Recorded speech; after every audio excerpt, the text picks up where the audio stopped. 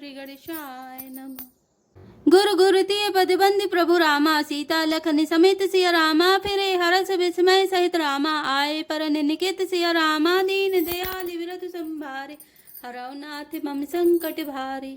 अर्थात गुरु वशिष्ठ जी और गुरु पत्नी अरुंधति के चरणों की वंदना करके सीता जी और लक्ष्मण जी सहित प्रभु श्री रामचंद्र जी हर्ष और विषाद के साथ लौटकर पर्णकुटी आए। बिदाकीन सनिमानिन साधु, चले हृदय बड़ बिरह विषादु, को लिखिरात भिल्ल बनचारी, फेरे फिरे जोहारी जोहारी। अर्थात फिर सम्मान करके निषाद राज को विदा किया। वह चला तो सही, किंतु उसके हृदय में विरह का बड़ा भारी विषाद था। फिर श्री रामचंद्र जी ने कोल की रात भील आदि वनवासी लोगों को लौटाया। वे सब जोहार जोहार कर वंदना कर करके लौटे। प्रभु सिय लखन बैठी बट छाई, प्रिय परिजन वियोगी बिल खाई, भरत स्नेह सुभाव सुबानी, प्रिया अनुज सन कहते बखानी।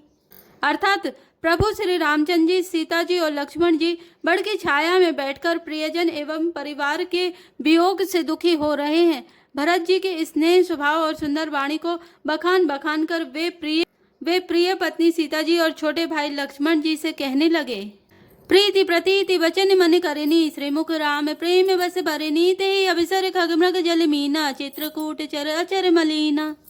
अर्थात श्री रामचंद्र जी ने प्रेम के बस होकर भरत जी के वचन मन कर्म की प्रीति तथा विश्वास अपने श्रीमुख से वर्णन किया। उस समय पक्षी पशु और जल की मछलियां, चित्रकूट के सभी चेतन और जड़ जीव उदास हो गए। विविध विलोक की दशा रघुबर की, बरिस सुमन कही गति घर घर की, प्रभु प्रणाम करे दीन भरोसो, चले मुदित मन डर न खरोसो।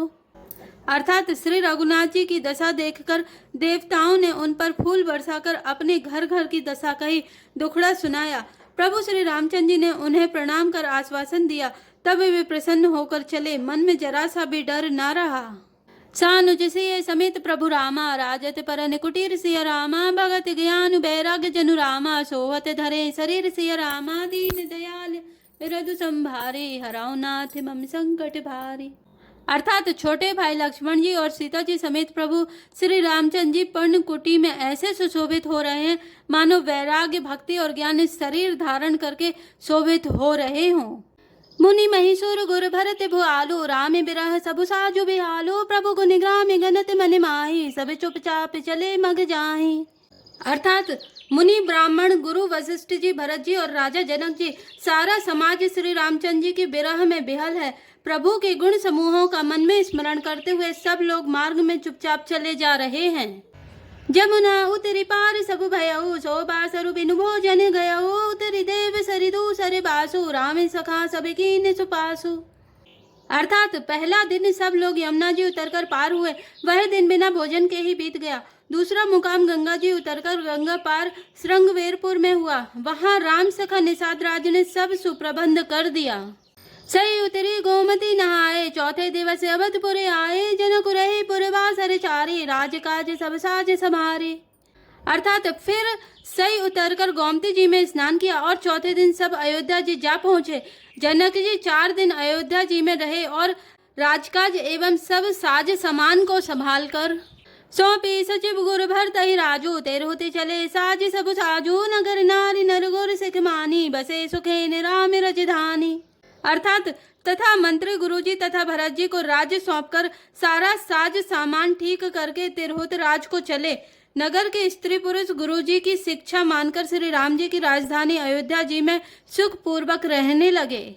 राम दरस लगी लोग सब रामा, करत नेम उपवास सिय रामा, तजि तजि भूषण भोग सुख रामा, जियत अवध किया सिय रामा, दीन दयाल विरधु संभारे, हरौ नाथ मम संकट भारी। अर्थात सब लोग श्री रामचंद्र जी के दर्शन के लिए नियम और उपवास करने लगे। वे भूषण और भोग सुखों को छोड़ छाड़कर अवधि की आशा पर जी रहे हैं।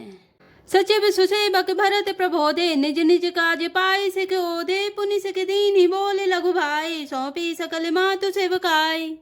अर्थात भरत जी ने मंत्रियों और विश्वासी सेवकों को समझाकर उगत किया। वे सब सीख पाकर अपने अपने काम में लग गए। फिर छोटे भाई शत्रुघ्न जी को बुलाकर शिक्षा दी और सब माताओं की सेवा उनको सौंपी। भूसुर बोली भरत कर जोरे, करी प्रणाम वै विनय निहोरे, ऊंच नीच कारज भले पोचू, आय सुदेव न करबे संकोचू। अर्थात ब्राह्मणों को बुलाकर भरत जी ने हाथ जोड़कर प्रणाम कर अवस्था के अनुसार विनय और निहोरा किया कि आप लोग ऊंचा नीचा छोटा बड़ा अच्छा मंदा जो कुछ भी कार्य हो उनके लिए आज्ञा दीजिएगा, संकोच न कीजिएगा। परिजनपुर जन प्रजा बुलाए, समाधान करी सुबह बसाए, सानु जगे गुरगे बहोरी, करे दंडवत कहत कर जोरी। अर्थात भरत जी ने फिर परिवार के लोगों को, नागरिकों को तथा अन्य प्रजा को बुलाकर उनका समाधान करके उनको सुखपूर्वक बसाया। फिर छोटे भाई शत्रुघ्न जी सहित वे गुरु जी के घर गए और दंडवत करके हाथ जोड़कर बोले, आय सुहई तरहु सनेमा, बोले मुनि तनि पुलक सपेमा, समुझब कहब करब तुम जोई, धर्म सारु जग हो यही सोई। अर्थात आज्ञा हो तो मैं नियम पूर्वक रहूं। मुनि वशिष्ठ जी पुलकित शरीर हो प्रेम के साथ बोले, हे भरत, तुम जो कुछ समझोगे कहोगे और करोगे वही जगत में धर्म का सार होगा। सुनि सिख पाई असीस बड़ी रामा, गनक बोली दिनु साधि सिया रामा, सिंहासन प्रभु पादुक रामा, बैठा रे निरुपाधि सिया रामा, दीन दयाल विरत संभारे, हरौ नाथ मम संकट भारी। अर्थात भरत जी ने यह सुनकर और शिक्षा तथा बड़ा आशीर्वाद पाकर ज्योतिषियों को बुलाया और दिन अच्छा मुहूर्त साधकर प्रभु की चरण पादुकाओं को निर्विघ्नता पूर्वक सिंहासन पर विराजित कराया। राम मातु गुरुपद सिरुनाई, प्रभुपद पीठ रजाय सुपाई, नंदी गांव करि परन कुटीरा, कीन निवासु धर्म धुर धीरा।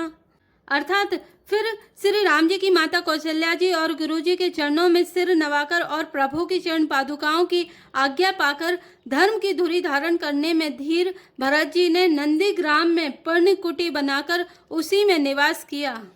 जटाजूट सिर मुनि पटधारी, मही खनि कुश साथिरी सवारी, असन वसन वासन व्रत नेमा, करत कठिन ऋषि धर्म सप्रेमा। अर्थात सिर पर जटाजूट और शरीर में मुनियों के बलकल वस्त्र धारण कर पृथ्वी को खोदकर उसके अंदर कुश की आसनी बिछाई, भोजन वस्त्र बर्तन व्रत नियम सभी बातों में वे ऋषियों के कठिन धर्म का प्रेम सहित आचरण करने लगे। भूषण बसन भोग सुख भूरी, तन मन बचन तजे तिन तूरी, अवध राजु सुर राजु से आए, दशरथ धुनि सुनि धन दुल जाए। अर्थात गहने कपड़े और अनेकों प्रकार के भोग सुखों को मन तन और वचन से तृण तोड़कर प्रतिज्ञा करके त्याग दिया। जिस अयोध्या के राज्य को देवराज इंद्र सिहाते थे और जहाँ के राजा दशरथ जी की संपत्ति सुनकर कुबेर भी लजा जाते थे, तही पूर्वसत भरत बिनुरागा, चंचरी के जिमि चंपक बागा, रमा बिलासु रामे अनुरागी, तजत पवन जिमि जन बड़ भागी। अर्थात उसी अयोध्यापुरी में भरत जी अनासक्त होकर इस प्रकार निवास कर रहे हैं जैसे चंपा के बाग में भौरा। श्री रामचंद्र जी के प्रेमी बड़भागी पुरुष लक्ष्मी के विलास भोग ऐश्वर्य को बमन की भांति त्याग देते हैं, फिर उसकी ओर ताकते भी नहीं। राम प्रेम भाजन भरत रामा, बड़े न एहि करतूति सिया रामा, चातक हंस सिराहियत रामा, टेक विवेक विभूति सिया रामा, दीन दयाल विरत संभारी, हरौ नाथ मम संकट भारी। अर्थात फिर भरत जी तो स्वयं श्री रामचंद्र जी के प्रेम के पात्र हैं, वे इस भोग ऐश्वर्य त्याग रूप करनी से बड़े नहीं हुए, अर्थात उनके लिए यह कोई बड़ी बात नहीं है। पृथ्वी पर का जल न पीने की टेक से चातक की और नीर क्षीर विवेक की विभूति शक्ति से हंस की भी सराहना होती है। देह दिनहु दिन दूबरी होई, घटई तेजु बलु मुख छवि सोई, नित नभ राम प्रेम पनु पीना, बढ़त धर्म दलु मनु न मलीना। अर्थात भरत जी का शरीर दिनों दिन दुबला होता जाता है, तेज अन्न घृत आदि से उत्पन्न होने वाला मेद घट रहा है, बल और मुख छवि मुख की कांति अथवा शोभा वैसी ही बनी हुई है। राम प्रेम प्रण नित्य नया और पुष्ट होता है, धर्म का दल बढ़ता है और मन उदास नहीं है अर्थात प्रसन्न है। संस्कृत कोश में तेज का अर्थ मेद मिलता है और यह अर्थ लेने से घटई के अर्थ में भी किसी प्रकार की खींचतान नहीं करनी पड़ती। जिमि जलु निकटते सरद प्रकाशे, बिलसते बेतसे बनज विकासे, समे दमे संयमे नियमे उपासा, नखते भरते ही विमले आकाशा। अर्थात जैसे शरद ऋतु के प्रकाश विकास से जल घटता है किंतु बेंत शोभा पाते हैं और कमल विकसित होते हैं, सम दम संयम नियम और उपवास आदि भरत जी के हृदय रूपी निर्मल आकाश के नक्षत्र तारागण हैं। ध्रुव विश्वासु अभद्राकाशे स्वामी सुरति सुरभीति विकासे राम प्रेम विधु अचल अदोषा सहित समाज सोह नित चोखा। अर्थात विश्वास ही उस आकाश में ध्रुव तारा है। 14 वर्ष की अवधि का ध्यान पूर्णिमा के समान है और स्वामी श्री राम की सुरति स्मृति आकाश गंगा सरीखी प्रकाशित है। राम प्रेम ही अचल सदा रहने वाला और कलंक रहित चंद्रमा है। वह अपने समाज नक्षत्रों सहित नित्य सुंदर सुशोभित है। भरत रहनी समुझनी कर तूती भगति बिरति गुनि विमल विभूति बर नत सकल सुख भी सकुचाही शेष गणेश गिरा गमु नाही। अर्थात भरत जी की रहनी समझ करनी भक्ति वैराग्य निर्मल गुण और ऐश्वर्य का वर्णन करने में सभी सुख भी सकुचाते हैं, क्योंकि वहाँ औरों की तो बात ही क्या स्वयं शेष गणेश और सरस्वती की भी पहुँच नहीं है। नित पूजत प्रभु पावरी रामा प्रीति न हृदय समाति सिया रामा मांगी मांगी आय सुकरत रामा राज काज बहुभाति सिया रामा दीन दयाल विरत संभारे हरौ नाथ मम संकट भारे। अर्थात वे नित्य प्रति प्रभु की पादुकाओं का पूजन करते हैं। हृदय में प्रेम समाता नहीं है। पादुकाओं से आज्ञा मांग मांग कर वे बहुत सब प्रकार के राजकाज करते हैं। पुलक गात ही सी रघुवीरु जी नाम जप लोचन नीरू लखन राम सिय कानन बसई भरत भवन बसी तप तनु कसई। अर्थात शरीर पुलकित है, हृदय में श्री सीताराम जी हैं, जीभ राम राम जप रही है, नेत्रों में प्रेम का जल भरा है। लक्ष्मण जी, श्री राम जी और सीता जी तो वन में बसते हैं, परंतु भरत जी घर में ही रहकर तप के द्वारा शरीर को कस रहे हैं। दो दिश समुझ कहवे सब लोगु सब विधि भरत सराहन जोगु सुनी व्रत नेम साधु सकुचाही देखी दशा मुनिराज लजाही। अर्थात दोनों ओर की स्थिति समझकर सब लोग कहते हैं कि भरत जी सब प्रकार से सराहने योग्य हैं। उनके व्रत और नियमों को सुनकर साधु संत भी सकुचा जाते हैं और उनकी स्थिति देखकर मुनिराज भी लज्जित होते हैं। परम पुनीत भरत आचरनु मधुर मंजु मुद मंगल करनु हरनि कठिन कलि कलुष कलेसु महामोह निशिदल निधनेसु। अर्थात भरत जी का परम पवित्र आचरण चरित्र मधुर सुंदर और आनंद मंगलों का करने वाला है। कलयुग के कठिन पापों और क्लेशों को हरने वाला है। महामोह रूपी रात्रि को नष्ट करने के लिए सूर्य के समान है। पाप पुंज कुंजर मृगराजु समन सकल संताप समाजु जन रंजन भंजन भवभारु राम स्नेह सुधा कर सारू। अर्थात पाप समूह रूपी हाथी के लिए सिंह सारे संतापों के दल का नाश करने वाला है, भक्तों को आनंद देने वाला और भव के भार संसार के दुख का भंजन करने वाला तथा श्री राम प्रेम रूपी चंद्रमा का सार अमृत है। सिय राम प्रेम पीयूष पूरन होते जन्म न भरते को मुनि मन अगम जम नियम समिदम विषम व्रत आचरते को दुख दाह दारिद दम्भ दूषण सुजस मिस अपे हरते को कलि काल तुलसी से सटने हटि राम सन्मुख करते को। अर्थात श्री सीताराम जी के प्रेम रूपी अमृत से परिपूर्ण भरत जी का जन्म यदि ना होता तो मुनियों के मन को भी अगम यम नियम सम दम आदि कठिन व्रतों का आचरण कौन करता। दुख संताप दरिद्रता दंभ आदि दोषों को अपने सुयश के बहाने कौन हरण करता तथा कलिकाल में तुलसीदास जैसे सठों को हठ पूर्वक कौन श्री राम जी के सन्मुख करता। भरत चरित करिने मुसिया रामा तुलसी जो सादर सुनहि रामा सिय राम पद पे मुसिया रामा अवसि होय भवरस विरति रामा दीन दयाल विरत संभारे हरौ नाथ मम संकट भारे।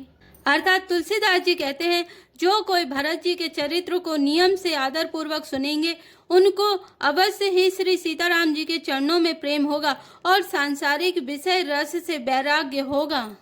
मास पारायण 21वां विश्राम। कलयुग के संपूर्ण पापों को विध्वंस करने वाले श्री रामचरितमानस का यह दूसरा सोपान समाप्त हुआ। जय श्री राम, जय जय हनुमान।